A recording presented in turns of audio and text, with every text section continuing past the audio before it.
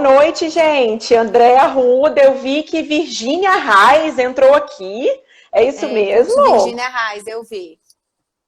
É, muito legal. Boa Muito noite, legal, muito Fabiana. legal. Boa noite. Você tá Hoje eu vou te linda. sabatinar. Tô nada, menina. Passei só um. Eu fico normalmente aqui em cima, né, no vídeo, e hoje eu tô aqui embaixo. Aí agora você tá embaixo. É tão bom conversar sem máscara também, né? Muito. Vamos lá. Melisa, ela é. Já te apresentei, ela é oficial do Distrito de Burarama, Cachoeiro. É uma oficial muito experiente, presidente da ARPEM. E hoje a gente vai debater aí o novo Código de Normas, né? Que entrou em vigor agora dia 1º de julho. A gente já estava estudando ele há algum tempo, né? Entra em vigor, não entra, mas agora está vigente.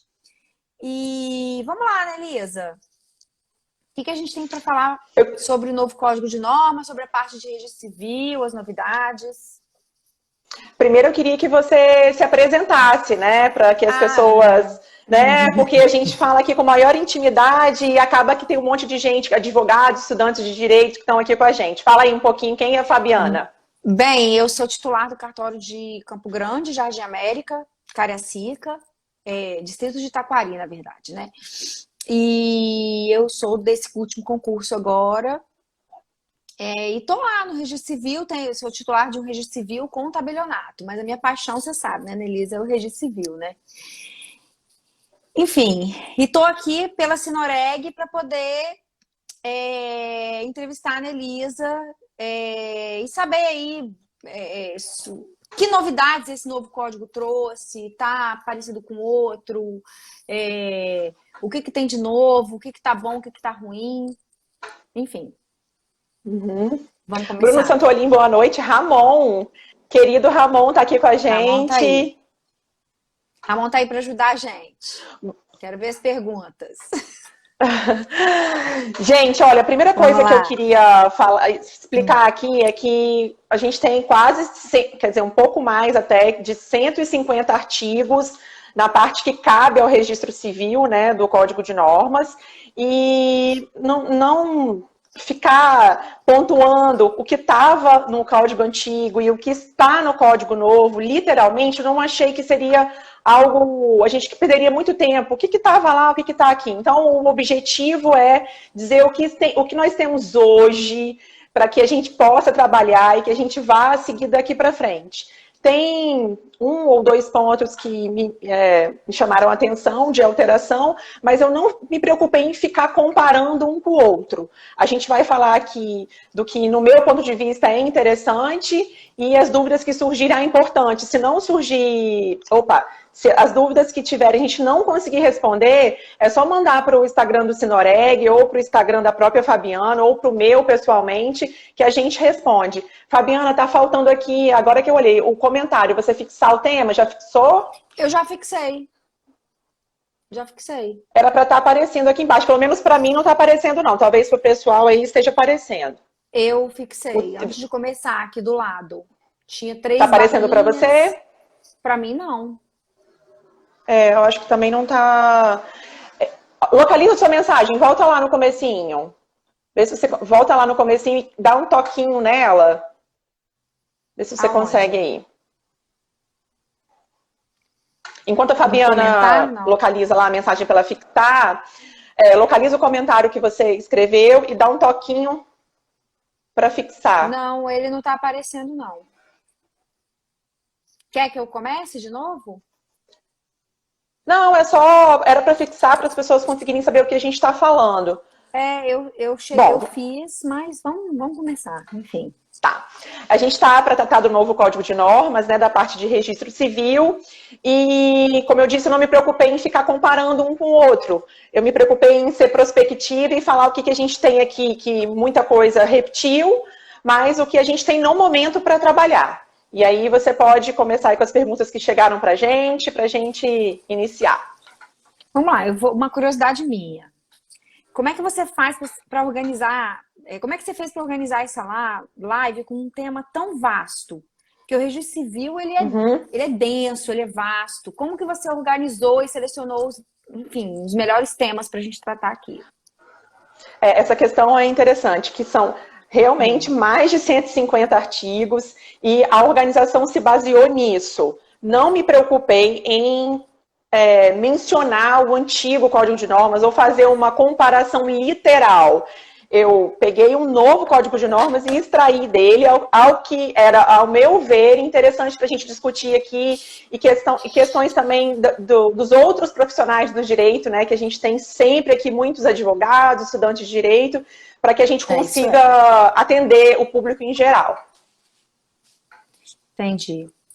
Então, vamos lá, vamos começar com as perguntas que chegaram pra gente. Se alguém tiver alguma pergunta e eu conseguir ver aqui também, porque às vezes vai passando, a gente não dá conta de ver tudo.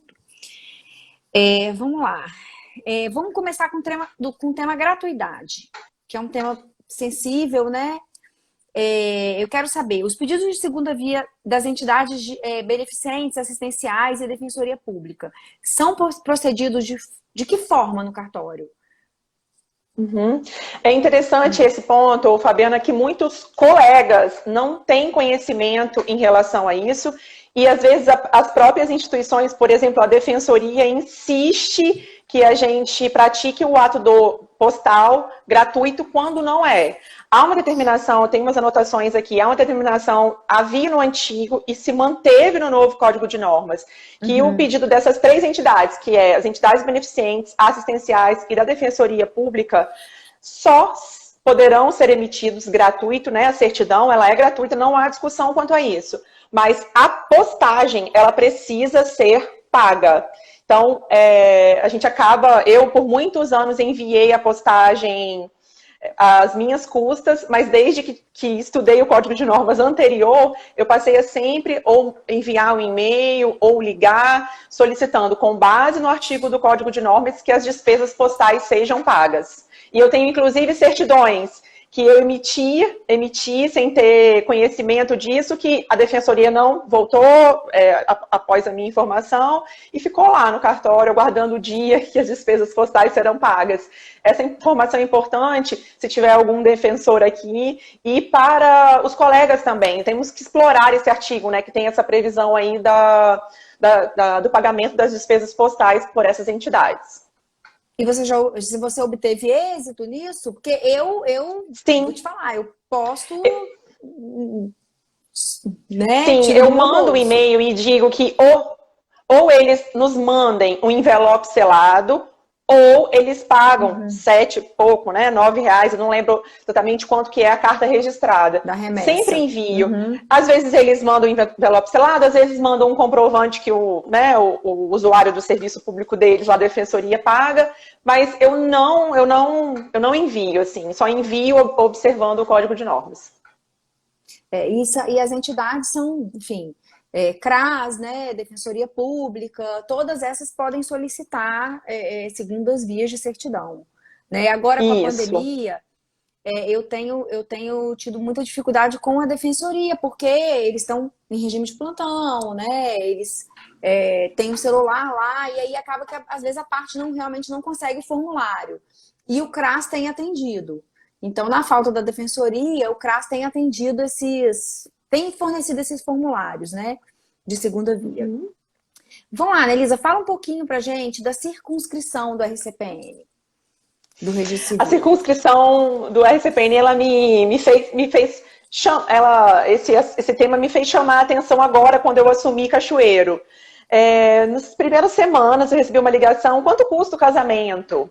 E aí eu enviei, a gente tem um checklist, né, com documentação e os valores, enviei para o usuário e ele me devolveu a ligação, nossa, mas é R$600, não lembro exatamente. Não vou casar com vocês não, vou casar no Itapemirim, vou casar no município vizinho, porque lá é 400. Aí eu... Meu Deus, é assim, né? Eu nunca tinha... Sempre soube que temos que obedecer a circunscrição do registro civil, é algo, né, primário do registro civil, circunscrição. Só registrar quem domicilia ali, enfim. E isso me assustou. E aí eu me fiquei atenta para a circunscrição. Como assim a pessoa escolhe o cartório que ela vai casar? Ela não tem essa opção, né? Não, casar não, que vai ocorrer o processo de habilitação. o processo de habilitação tem que correr no domicílio do nubente. E esse ponto, eu peço aos colegas e aos profissionais do direito que estão aqui que fiquem bem atentos a isso, porque é passível até de anulação um ato desse. Então, a gente tem que observar com muita atenção a circunscrição do registro civil, tanto para o nascimento, a gente é tão fiel ao nascimento e ao óbito, né? Vamos ser também nos casamentos. Casamento, sim, com certeza. Primordial, vai casar em outro cartório, o edital de outro cartório para publicar lá no município, é permitido, né, que você escolha o outro, mas que as exigências legais sejam cumpridas. Sim, claro. Vamos lá. E no novo Código de Normas, como é que está a questão do envio de relatórios para os órgãos IBGE, enfim? Me fala um pouquinho disso. Esse tema, pra gente que está do lado de cá do balcão, é difícil, né? Porque o meu marido mesmo fala, tinha que ter uma central estadual e uma central federal que a gente envie só um XML para cada e ele distribua para os demais órgãos. Nossa,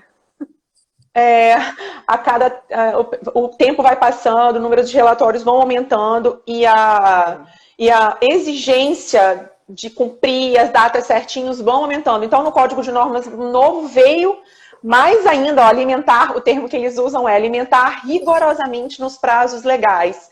Antes não tínhamos as inspeções online, hoje temos. Então, esse banco de dados que a gente precisa alimentar, ele precisa ser alimentado com fidelidade para que as políticas públicas possam acontecer, e a gente clama, né, por de repente um banco de dados único estadual e um banco de dados único federal, para que a gente possa se dedicar a sair das funções administrativas, que são funções que cada dia mais estão, né, assoberbando a gente no cartório, e ir para a função legítima, que é o nascimento, o casamento, o óbito, para que a gente possa se dedicar ao estudo típico, né, no direito administrativo, fala a função típica e atípica, né, para que a gente consiga se dedicar às funções típicas do cartório, porque a gente está muito assoberbado das questões administrativas. Então, o Código de Normas veio só para ratificar que a gente precisa mesmo cumprir esses relatórios, o envio deles com fidelidade. Tem muita coisa que a gente envia pelo CRC, né? Mas tem ainda, né, Secretaria de Saúde, que é protocolo de ofício, algumas secretarias de segurança pública, né, que também tem que enviar ofício, o IBGE, relatório de divórcio e, enfim, extrajudicial, a gente também manda, não manda direto do sistema, enfim. O Registro Civil tem muitas obrigações administrativas,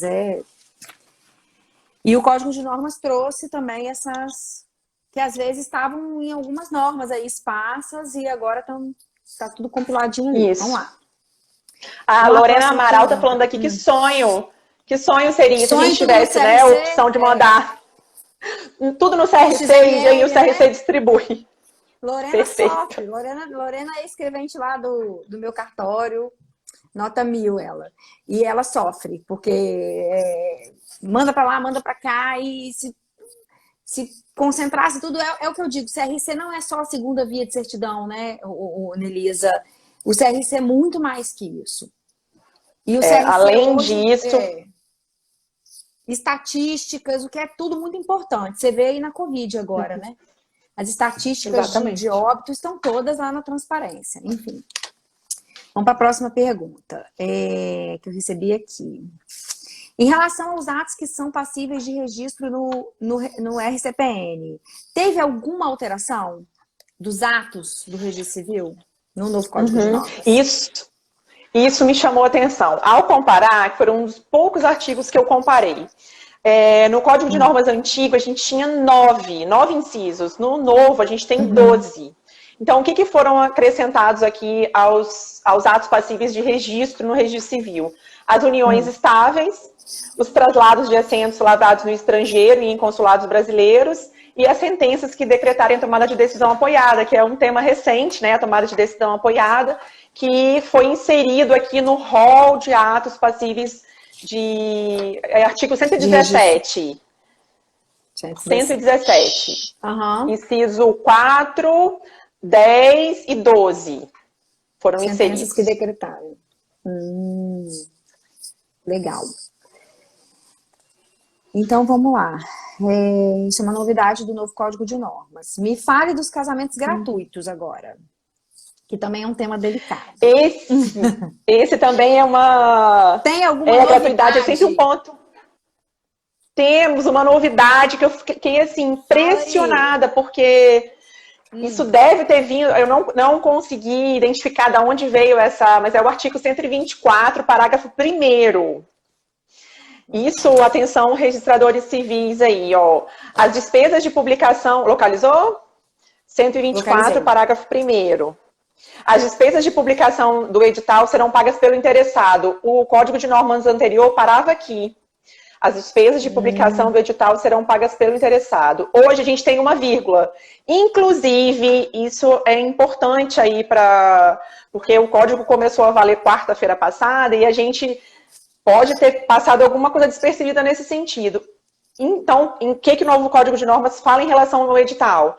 As despesas de ao casamento gratuito, né, que tem a ver com o edital, as despesas de publicação do edital serão pagas pelo interessado. Inclusive nos casamentos em que houver os casamentos gratuitos. Então, essa é uma alteração bem relevante, assim, bem que relevante. Eu entendi, bem relevante. E atenção aí para os casamentos que serão os processos de habilitação gratuitos, que serão feitos a partir de amanhã, porque provavelmente não deu tempo de todo mundo se adaptar, né? Os editais deverão ser pagos. Artigo 124, parágrafo 1º do novo Código de Normas. Agora é uma coisa que já tá escrita, positivada e não tem mais dúvida, né? Que antes ainda ficava aquela dúvida, mas agora não. Bem, vamos lá. O arquivo do Registro Civil, o acervo, é um super arquivo, né?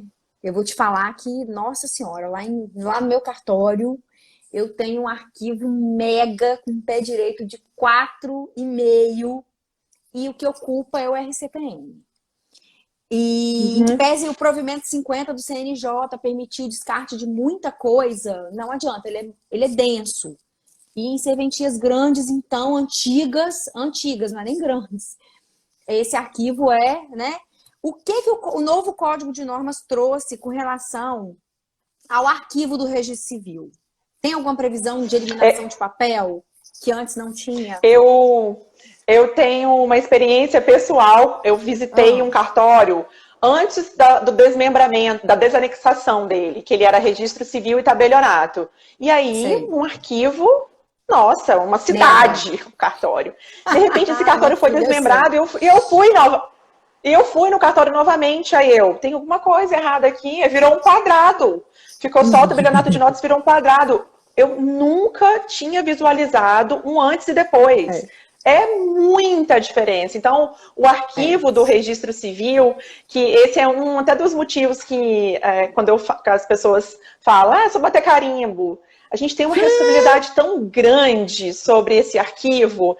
E o Código de Normas replicou. Você mencionou o provimento 50 e o Código de Normas replicou o provimento 50, que fala ali 6 meses para habilitações de casamentos não realizados, 1 ano para DNV. Eu não consigo descartar as DNVs.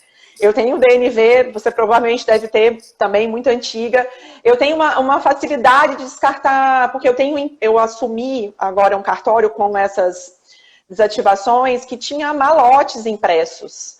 Então, assim, esses malotes eu estou em processo de digitalizar, mesmo estando no sistema do malote digital, eu vou digitalizar porque tem alguns despachos e vou descartá-los. Mas eu não sei se eu vou conseguir descartar as DNVs, não sei se eu vou conseguir descartar os processos de habilitação de casamento, ainda mais que tem um pouco de história, né? Talvez os novos, a gente até, daqui a as habilitações de casamento, nem tá. Pode falar. O que a gente conseguir digitalizar, tá, Anelisa? Eu fiz essa experiência lá no cartório agora e eu digitalizei os processos de casamento de 20 anos atrás e comecei a promover o descarte. Porque a tendência é essa, é você abrir o sistema e tá lá, procurar o registro e a habilitação de casamento tá digitalizada lá. A gente tem tanta exigência, né, com relação à tecnologia da informação, e eu acho que a digitalização é uma saída para a gente poder descartar tudo sem dor no coração, igual você está sentindo. Tem muitos atos que eu pratico hoje. Tem permissão. Tem muitos atos que eu pratico hoje que eu nem fico mais com documentação. Digitalizo tudo e devolvo. Digitalizo tudo e devolvo. Mas o que é difícil malote, né? Nunca imprimi malote. Eu tenho uma obsessão com essa questão de impressão, né? Não imprime, digitaliza. Nossa, é muito difícil eu imprimir algo que eu vou jogar fora, assim. Eu tenho uma obsessão com o meio ambiente, lixo gasto reciclado, papel, né? Eu tenho claro. No meu cartório lixo reciclado, separa tudo, e aí os funcionários não estão habituados, ainda mais no interior, né? Separar lixo não é uma coisa, é mais um ato da zona urbana. Mas no interior, muitas pessoas também reciclam, e os meus funcionários ficaram, nossa, estranho, mas você se adapta rapidinho, vai o plástico para lá, o papel para lá, e aí a gente ajuda, né? Contribui com da porta para fora, que é bem importante. É isso aí, com certeza. Vamos lá, a próxima pergunta aqui. A gente tem aqui, como você falou no início, outros profissionais, né? Advogados, enfim. Fala um pouquinho pra gente sobre a opção de naturalidade, que é uma questão interessante e que muita gente ainda não tem intimidade, não tem conhecimento. Exatamente. A questão da opção de naturalidade é uma coisa recente, né? É um ato recente e está constando agora no novo Código de Normas. O que é a opção de naturalidade? Lá no nascimento, o pai ou a mãe, o declarante que estiver lá, pode fazer a opção da naturalidade do registrando, que é o local do nascimento ou o local de residência dos pais. Importante isso, porque eu fiz uma suscitação de dúvida para o meu juiz. Porque ele fiz a situação de dúvida, não, desculpa. Ele fez uma inspeção, né? Logo que eu assumi o cartório, ele fez uma inspeção e eu não sentia que a lei me mandava dar a opção. Então eu ficava omissa em relação à opção, lia o termo, né, do registro de nascimento para o pai e lá constava a não opção pela naturalidade, e nunca ninguém que estava ali recebendo, né, ouvindo o termo de nascimento, fez algum questionamento. Até que eu comentei isso com o meu juiz, e ele falou, não, você tem que oferecer a naturalidade. Isso é interessante, eu não sei se alguém já teve né, alguma discussão no melhor sentido, né, sobre isso com algum juiz, mas o meu juiz me solicitou a sempre oferecer a naturalidade quando os pais chegam para registrar a criança. Essa é uma dica que talvez seja um entendimento, né, dos juízes, não sei se é só dele, mas eu entendo, a lei fala poderá. E eu até mencionei isso com ele na hora. Ele falou, não, mas você deve oferecer porque a população não tem ciência dessa opção. E aí, de lá para cá, que foi graças, 15 dias depois que eu assumi o novo cartório, ele já fez a inspeção, eu já, desse 15º dia para frente, eu sempre dou essa opção para as pessoas. Entendi. O Ramon fez uma pergunta aqui interessante. Você aceita, você lá, né, Elisa, lá em Burarama, você aceita a declaração de residência que está na DNV ou você pede um comprovante de residência? Ou assim, a pessoa quer que a opção de naturalização seja na residência dela que está no comprovante de residência. Como é que você faz lá? Não entendi, Fabiana, desculpa. Tem o endereço da DNV. A DNV tem um endereço, né? Avenida, tal. E a pessoa te apresenta um comprovante de residência com outro endereço, mas no seu distrito. Você aceita? Se é no meu distrito, sim. Você aceita, né? Se então, é no meu distrito, está na minha circunstância. Se a DNV tiver, porque é passível de erro também no preenchimento da DNV. Se o pai ou a mãe tiver com comprovante de endereço dentro da minha circunscrição, eu deixo a DNV de lado, porque eu tenho um comprovante, né, um documento comprobatório do domicílio dos pais. Então, dentro do seu distrito. Porque isso já Isso, aconteceu lá no exatamente. cartório, entendeu? Ah, aqui na DNV tá um endereço tal, mas eu resido aqui em Campo Grande. E aí? Aceito o que está no comprovante de residência, digitaliza e arquiva, né? Exatamente. Vamos lá, próxima pergunta.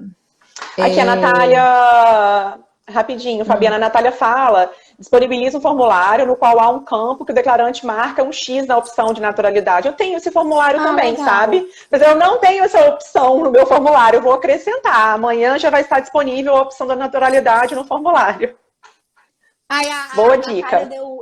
Eu tava lendo aqui, a Natália também deu uma sugestão boa com relação aos malotes que você estava falando aí. Ela coloca o código de rastreabilidade na averbação, enfim, na anotação. Legal? Legal, mano. Porque aí Muito, não depois faço você assim, vou consegue passar a fazer. localizar. Muito bom, gostei da dica, adorei. Muito bom Vamos lá para mesmo. a próxima pergunta. Alguns anos avançou muito a questão da reprodução humana, né? A gente sabe disso. Teve algum ponto sobre isso que veio no novo Código de Normas? Eu estava até lendo essa parte. Da reprodução humana.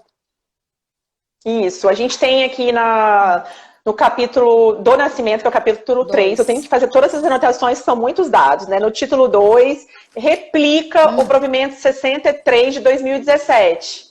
A questão interessante é que eu não tinha muito conhecimento, porque não veio para mim ainda um caso assim que eu precisasse parar e estudar profundamente. É que talvez muitos colegas, né, a maioria não tenha vivido isso na prática. É independente de autorização. Independente de autorização judicial o registro. Tem lá o capítulo específico, o título 2 específico sobre a reprodução assistida, que replica o provimento 63, então é praticamente um passo a passo para o registro de um caso desse. Entendi. Tá tudo no provimento 63, ele realmente replicou. Isso, replicou, vamos lá. Bem, chegou um pai no meu cartório para registrar uma criança e quando eu peço os documentos da mãe, ele diz que não quer informar. O que eu devo fazer? Nunca vivi isso na prática também, mas aqui no Código de Normas, no artigo 146, se quiser dar uma olhadinha aí, quem tiver com o Código de Normas na mão, no parágrafo único fala que o registro de nascimento, contendo apenas o nome do pai, depende de autorização judicial. Então, quem tiver com uma situação dessa na prática, não é só dizer que não vai informar o nome da mãe, que não tem documentos dela no momento, que às vezes não tem um documento no momento. Não, eu preciso dessas informações, senão é um caso de autorização judicial para efetivar esse registro. Entendi. Isso. Em relação ao reconhecimento de paternidade socioafetivo, você fez até uma live com um advogado bacana só sobre isso, né? Uhum. Isso está em alta agora, né? Tá. O reconhecimento de paternidade socioafetivo. Existe reconhecimento de maternidade socioafetiva? Você sabe que o pessoal do direito, o pessoal que está na nossa área, não tem essa... O mundo é tão dos homens que não se fala muito em reconhecimento de maternidade. Né? Eu estou com um caso, neste momento, no cartório, de um reconhecimento socioafetivo de maternidade. A gente terminou agora, elas estão aprovando aprovaram a minuta da união estável, elas estão há 15 anos juntas, e estávamos esperando o menor completar 12 anos, né, que é um dos requisitos para o reconhecimento socioafetivo hoje. Completou dia 5 e agora a gente vai partir para o reconhecimento de maternidade. É um casal de 2 mulheres e o menino vai fazer 12 anos e nasceu já quando as duas estavam juntas, né? Não sei muito bem os detalhes, mas elas se encontraram 12 anos já. E aí vai haver esse reconhecimento, meu primeiro reconhecimento de maternidade. Extrajudicial, né? Se ela quisesse fazer antes, ela teria que tentar judicialmente, né? E aí, como advogada, era expert no assunto, ela falou, o primeiro contato ele tinha 11 anos e meio. E aí tinha determinação do CNJ, que fala que é só a partir de 12 anos. E aí a gente aguardou, que completou agora, acho que dia 5 de julho, é bem recente. É melhor do que esperar, e aí a gente vai esperar a decisão judicial, aí realmente. Exatamente. Aí ela optou por esperar completar os 12 anos, para que a gente pudesse fazer o reconhecimento de socioafetivo de maternidade no maternidade. Muito legal. Muito legal, muito legal. Vamos lá. Me fale da possibilidade de alteração de nome e gênero das pessoas no registro civil. Todas as perguntas que você faz, eu falo, nossa, é muito interessante essa. Todas são muito interessantes. Essa também é muito interessante, que a gente tem a comunidade, né, LGBT+, que provavelmente não é o nome correto, porque foi se ampliando. Ela está crescendo muito, ela está se fortalecendo muito. Então, é de utilidade pública a gente dá a ciência desse provimento 73 de 2018, que está replicado também no Código de Normas, no artigo 170, para que motivar as pessoas. O importante é que não é a alteração do nome. Tecnicamente, nome não é Nelisa, né? Não é Fabiana. Nome é o nome completo, né? O nome e sobrenome. O provimento 73 determina a alteração do prenome, ou seja, Nelisa pode se chamar Nelson, mas o Galante de Melo Santos vai continuar, número de CPF, RG, tudo continua. Então não é alteração do nome, tecnicamente é alteração do prenome, que é possível, sem precisar de cirurgia, requerer isso ao oficial de registro civil do domicílio, né, do requerente. Muitas pessoas me perguntam isso. Mas faz alteração de gênero. Eu já fiz 2, eu acho, lá no cartório, salvo engano, assim. Mas não exige a cirurgia de mudança de sexo? Não. Né? Então, faz a alteração, tem um procedimento, né, Nelisa? Todo de comunicar, de certidões negativas da justiça eleitoral, criminal e tal. E é bem bacana. Eu já fiz 2 lá. É bem bacana. Eu não fiz ainda, mas eu acredito que emocionalmente deve dar um impacto muito grande na pessoa, né? Vida. Porque ela com certeza. Na vida, ela entra ali de uma forma e ela sai, acho que leve, ela entra pesada e você pratica um simples ato. Eu até me arrepio. Você pratica um simples ato e ela sai leve. Sabe? Então, é ofício da cidadania... Gente, estou arrepiada ainda. É ofício da cidadania mesmo.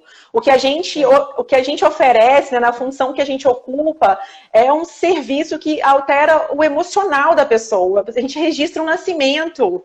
Emocionalmente, isso é um marco para esses pais. A gente faz um casamento, a gente faz o óbito. Até o óbito, inclusive, emocionalmente, faz diferença na vida das pessoas. Eu sou, assim, um registro civil dá muito trabalho, né? Isso é consenso nacional, mas eu sou apaixonada pelo impacto emocional que ele gera.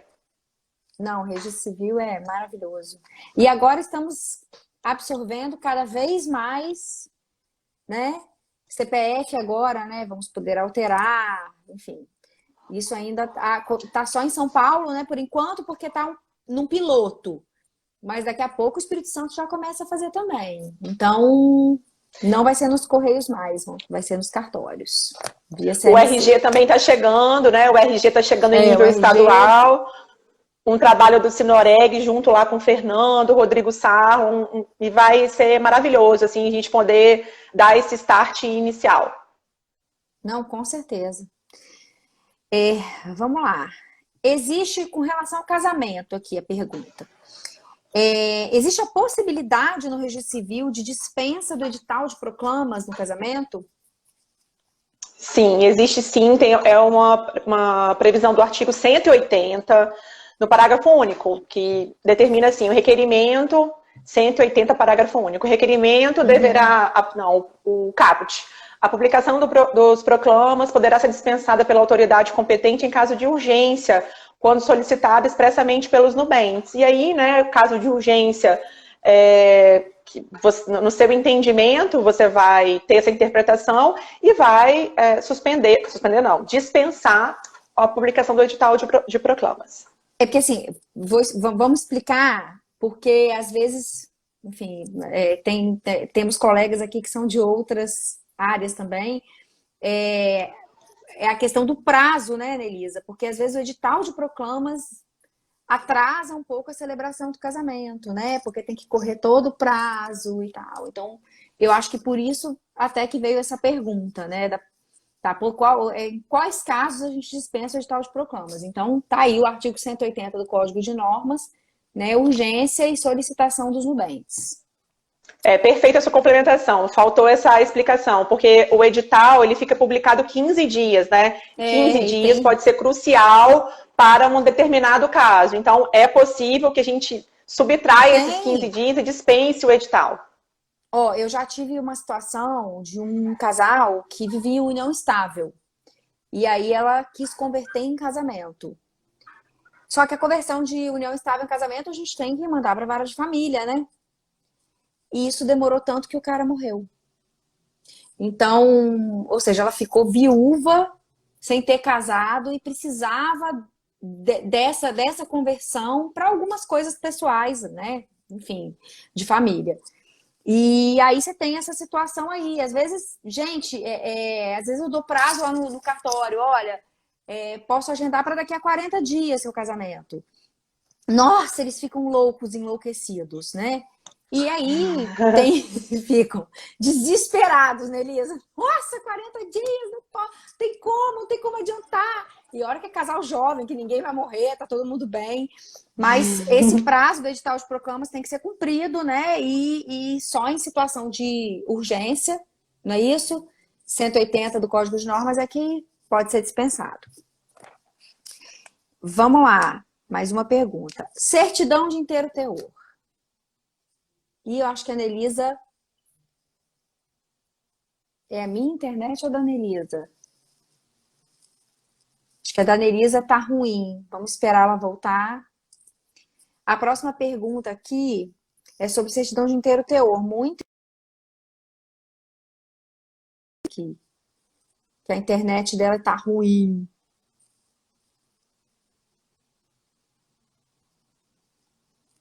Espera aí. Anelisa, eu acho que a internet dela tá com algum problema, Carol. Porque ela saiu. Deixa eu esperar ela entrar de novo.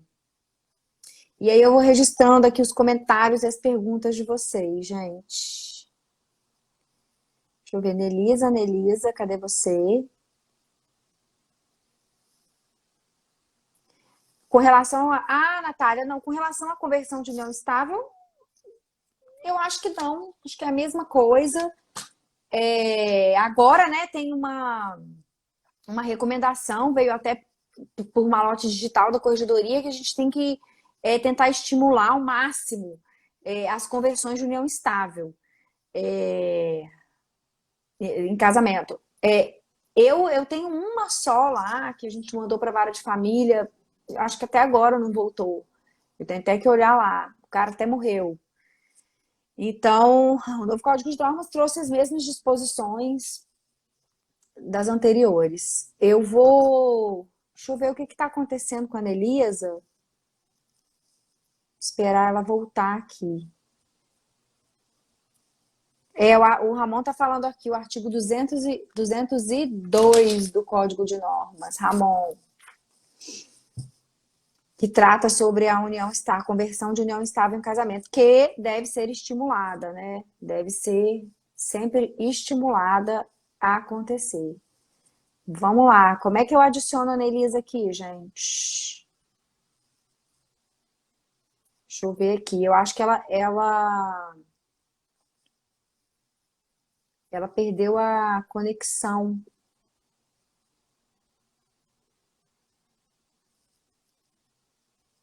Esperar ela voltar.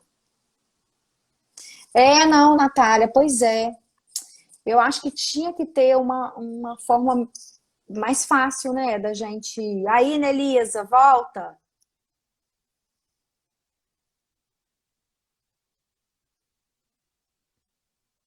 Pronto. Vamos ver se Nelisa consegue voltar. Aê! Vocês estão me ouvindo? Agora sim. Fiquei falando com Desculpa. você congelada, amiga. Onde a gente parou? Desculpa, foi minha internet aqui. A gente parou... eu ia falar da inteiro teor, mas aí a gente começou uma discussão aqui sobre a conversão de união estável em casamento, no novo Código de Normas, se mudou alguma coisa. E aí Não tenho aqui nenhum ponto anotado sobre esse tema, não. Não, ela tá a mesma coisa. E aí a Natália pontuou uma coisa bem interessante, né, Elisa? Quando a gente recebeu recentemente uma recomendação da corregedoria para a gente estimular as conversões de união estável em casamento. Só que quando você fala que vai para a vara de família e tal, as pessoas até desistem, entendeu? Então, assim, se torna um processo burocrático, elas desistem. Ah, vou ficar nessa mesmo aqui, vou ficar com minha união estável, vai ficar melhor. Ou optam por casar, né? Ou optam por casar, mas a conversão é melhor porque tem a data lá de trás, né? Que você aproveita. Entendeu? Mas pelo que eu vi aqui no 202 e seguintes, tá a mesma coisa. Eu queria, Fabiana, antes da próxima pergunta, falar 2 pontos sobre casamento. Diga, fala aí. Provavelmente várias pessoas que estão aqui com a gente devem dizer, sim, o meu foi assim. Não pode suprimir nome no casamento. Só pode acrescer. Isso é um ponto... Nossa, quando eu lembro que Ive, que era uma colega do distrito de Ibiraçu, ela, mas como? O meu nome foi suprimido. Eu tirei o nome da minha mãe, só coloquei e acrescentei o nome do meu marido. Há previsão no Código Civil, né, em relação a isso, e é muito cultural essa supressão de nome. Você tem alguma informação diferente disso? Não, não tenho. A minha mãe fez supressão de nome, mas eu sei que hoje você não pode fazer.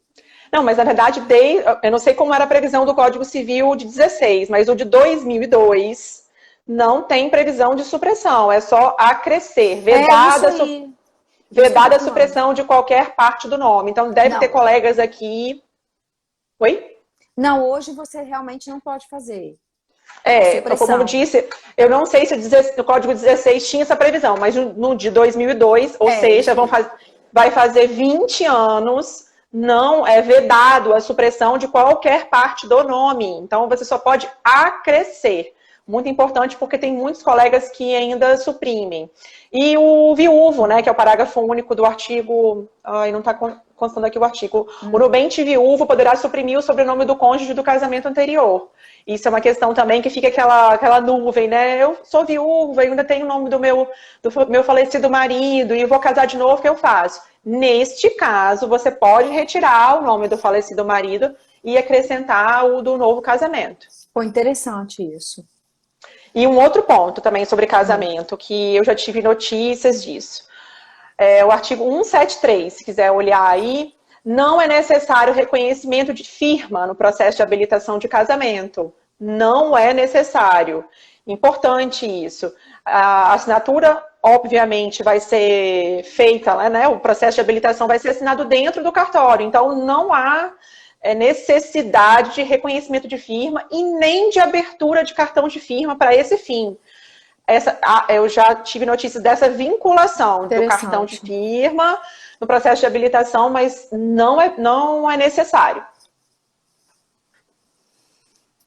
Vamos lá, deixa eu ver se tem alguma. Sim, todos estão acostumados a suprimir. Natália aqui, pessoal discutindo ainda sobre a supressão de nome. Tem uma pergunta aqui, né? Deve ter muita coisa para falar, né, Elisa? Fala. E a divorciada aqui que manteve. Pode ir você, pode falar você. Ixi, peraí. E a divorciada que manteve o nome vai casar e quer suprimir o nome. Porque você falou da viúva, né? Do viúva. Eu entendo que não. Porque no divórcio ela teve a opção de retornar o nome de solteira, né? Ela teve essa opção. É mesmo. E optou por não retornar. A não ser que ela...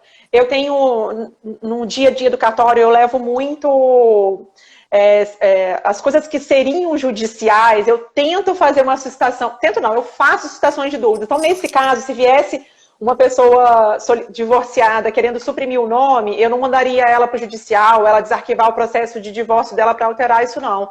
Eu enviaria um ofício para o juiz contando essa historinha que ela tem interesse para ver se o juiz da vara de registro público autoriza a supressão do nome do ex-marido. É isso aí. Concordo com você. Vamos lá, inteiro teor. Bora? Inteiro teor é uma questão polêmica, né? Muito polêmica. Sobre quem pode pedir, quem pode requerer. Principalmente porque os registros anteriores, eles traziam informações que hoje você não pode colocar, como a legitimidade da filiação, né? Filho legítimo de... Isso depois, né, daquela lei 8.500, esqueci. 60, eu acho. 560, isso acabou. Todo mundo é filho legítimo. E aí, a Inteiro Teor, ela tem umas normas restritivas exatamente por conta desses registros mais antigos, né? Então, vamos lá. No novo Código de Normas, quem pode solicitar Inteiro Teor, Nelisa? A gente tem o provimento 18 de 2017, que trouxe essa alteração importante, isso para os profissionais do direito que estão aqui. A gente não quer ser burocrático, a gente não é burocrático. Ou a gente obedece à lei, né? Porque a gente está aqui embaixo e a lei lá em cima e a gente precisa cumprir o procedimento todo dela. Ou a gente obedece à lei, a gente não tem outra possibilidade. Então, quando vocês vêm pedir para nós uma certidão de Inteiro Teor e a gente pede para vocês preencherem um requerimento, não é burocracia, é para cumprir toda a determinação legal. E aí, a questão do Inteiro Teor é o artigo do... me perdi no artigo, mas é o parágrafo segundo... Vê se é o 258, o artigo, acho que 258. A gente até fez uma recomendação de alteração nele, 27... Peraí que eu vou te falar. Tá, enquanto isso eu vou dizer aqui o que o artigo fala. A certidão de Inteiro Teor, ela é possível ser expedida sem autorização judicial. 260, o artigo. 260, parágrafo 1º e 2º. Isso, aí o parágrafo 2º diz que o próprio interessado, né, ele pode solicitar Inteiro Teor, os genitores, na condição de representantes legais do incapaz, ou pelo descendente direto, se falecido registrado. Esse 3, eu fiz uma suscitação de dúvida dele, porque descendente direto, quem é? Eu fiquei nesse impasse, assim, o registro é meu, minha mãe vai lá e pede a Inteiro Teor do meu registro.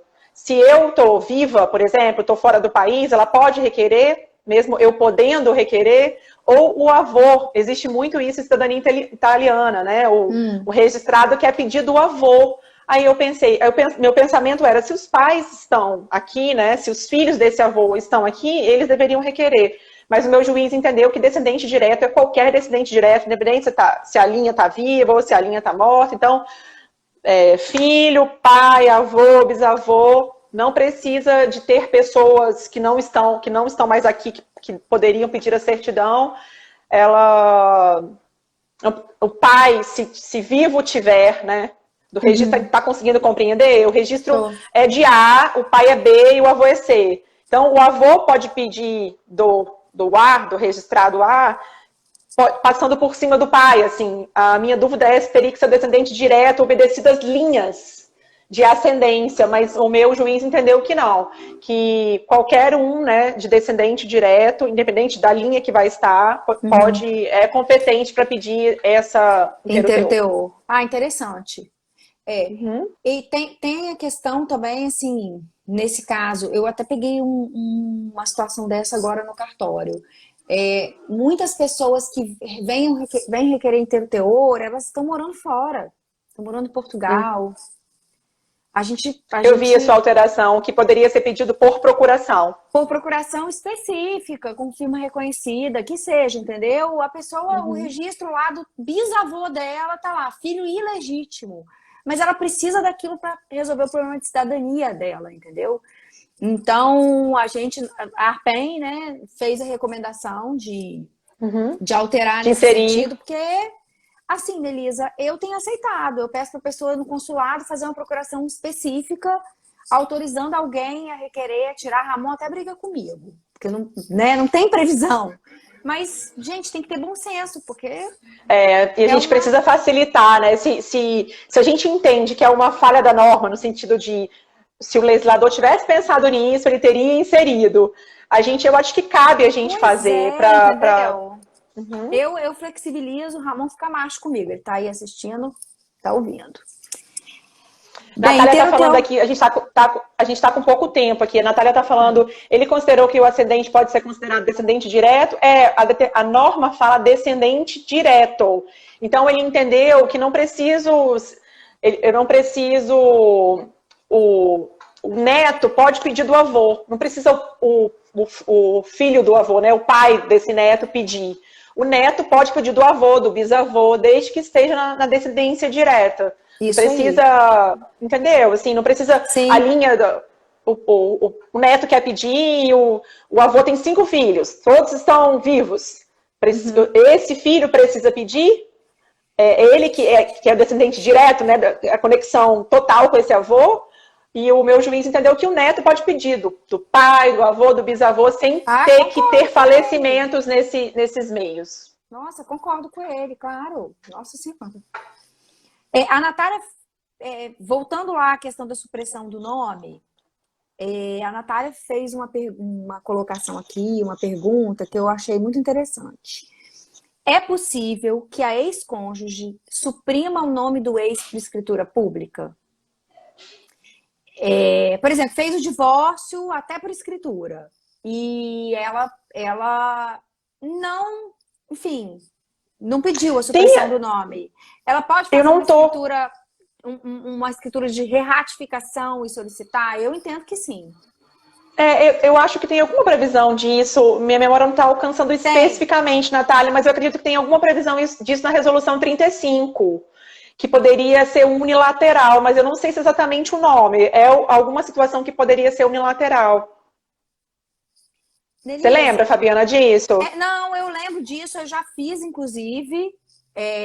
Mas assim, até minha funcionária lá do tabelionato pesquisou e ela viu a Rúbia, acho que ela tá até aqui, que pode sim.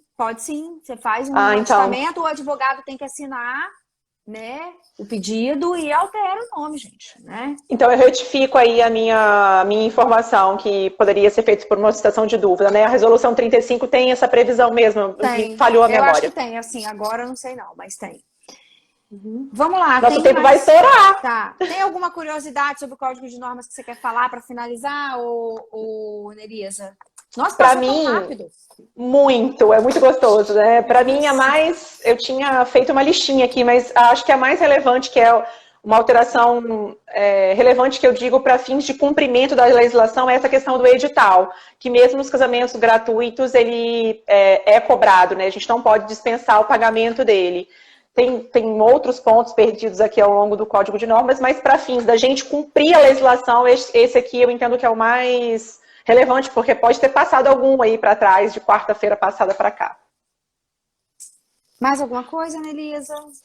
Não, por hoje é só, pessoal, como dizem os desenhos.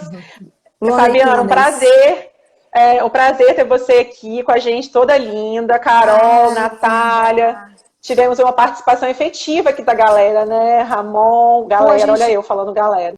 A gente podia tentar fazer uma live dessa, mas com várias pessoas nessa telinha, hein, Nelisa? Hein? Vamos, a gente pode fazer sim. Vamos ver o que a gente tem. Só as meninas. Vamos.